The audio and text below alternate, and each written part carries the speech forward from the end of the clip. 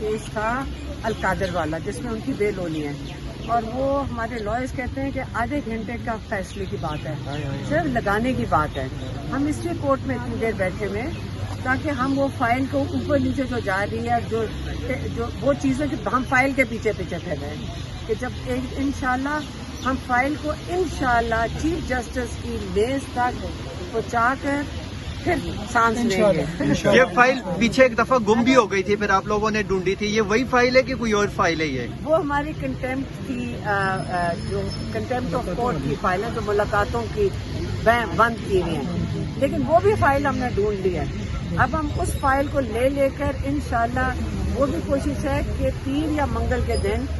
دونوں فائلیں chief justice کے میز تک پہنچا دیں۔ ماشاءاللہ یہ سارے جو ہمارے لائرز ہیں یہ ساری کوشش کر رہے ہیں، صبر سے تحمل سے ججز کو کا ساتھ دے رہے ہیں، ججز کو سپورٹ کر رہے ہیں اور کوشش کر رہے ہیں کہ جو ساری فائلیں گمی ہوئی ہیں ججز کی میز تک پہنچا دیں۔ میڈم آپ کہہ رہی ہیں کہ ہم اعلیٰ عدلیہ کے ساتھ کھڑے ہیں، ہم عدلیہ کو اس مشکل وقت میں جتنا ان کے اوپر پریشر ہے ہم اکیلے نہیں چھوڑیں گے، تو میڈم کل سپریم کورٹ سے جو فیصلہ آیا ملٹری کورٹس کے حوالے سے، آپ بھی وہاں موجود تھی، تو کیا مایوسی نہیں ہوتی جن عدلیہ کے ساتھ آپ کھڑے ہونے کی بات کر رہی ہیں وہاں سے یہ فیصلہ؟ ہمارے سے غلطی ہو گئی، ہم نے ان کو ٹھیک سے سپورٹ نہیں کیا، ہم نے ان کو ٹھیک سے ان کے ساتھ نہیں کھڑے ہوئے، یا خوف میں انہوں نے کیا ہے یا مجبوری سے کیا ہے۔ کیوں مجبور ہوئیں گے ہمارے چیف یہ ججز؟ پتہ نہیں ان کو کیا دھمکیاں دی جا رہی ہیں، کیا ان کی مجبوریاں ہیں۔ ہمارے سے کوتاہی ہوئی ہے اگر ہم نے اپنے ججز کے ساتھ نہیں کھڑے۔ کیسے ہو سکتا ہے ایک جج ایسے فیصلے دیں؟ 5 ججوں نے ایسا فیصلہ دیا ہے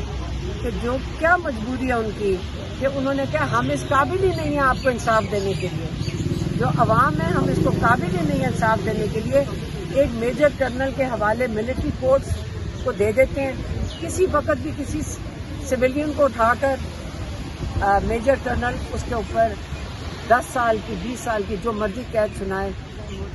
کچھ بھی دے سکتا ہے۔ تو یہ تو ججز کو ہمیں اگر ساتھ ان کے کھڑے ہوتے وہ بیچارے اتنی مجبوری میں اپنا جو ان کی مینڈیٹ ہے وہ ہاتھ میں پکڑا دیتے، ملٹری کے ہاتھ میں، یہ ہمارا قصور ہے۔ 26ویں ترمیم کے بعد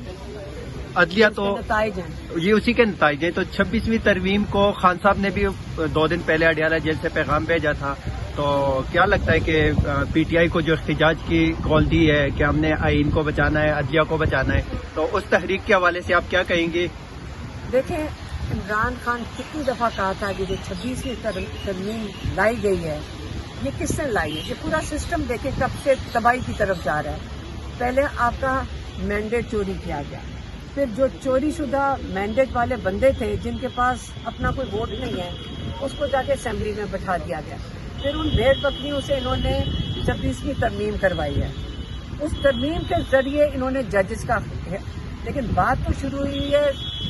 جب آپ کا مینڈیٹ چوری ہوا ہے، ادھر سے یہ کام شروع ہوا ہے، ان سے بیچاروں سے